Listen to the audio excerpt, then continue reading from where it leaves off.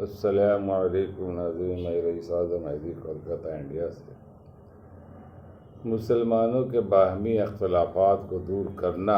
حضرت رضی اللہ تعالیٰ عنہ روایت کرتے ہیں کہ رسول اللہ صلی اللہ علیہ وسلم نے ارشاد فرمایا، کیا میں تم کو روزہ نماز اور صدقہ خیرات سے افضل درجہ والی چیز نہ بتاؤں؟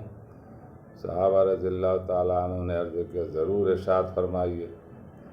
آپ صلی اللہ علیہ وسلم نے ارشاد فرمایا، باہمی اتفاق سب سے افضل ہے، کیونکہ آپس کی نا اتفاقی دین کو موڑنے والی ہے، یعنی جیسے اس طرح سے سر کے بال ایک دم صاف ہو جاتے ہیں، ایسی آپس کی لڑائی سے دین ختم ہو جاتا۔ ترمذی۔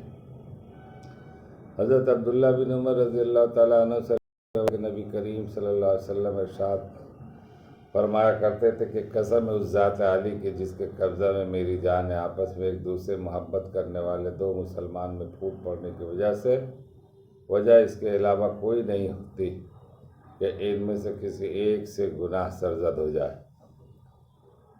حضرت ابو ایوب انصاری رضی اللہ تعالیٰ عنہ سے روایت ہے کہ صلی اللہ علیہ وسلم نے ارشاد فرمایا، مسلمان کے لیے جائز نہیں کہ اپنے مسلمان بھائی سے 3 رات سے زیادہ قطع تعلقی کرے، اسے چھوڑے رکھے کہ دونوں ملے تو یہ ادھر کو منہ پھیر لے اور ادھر کو، اور دونوں میں افضل وہ ہے جو میل جول کرنے کے لیے سلام میں پال کرے۔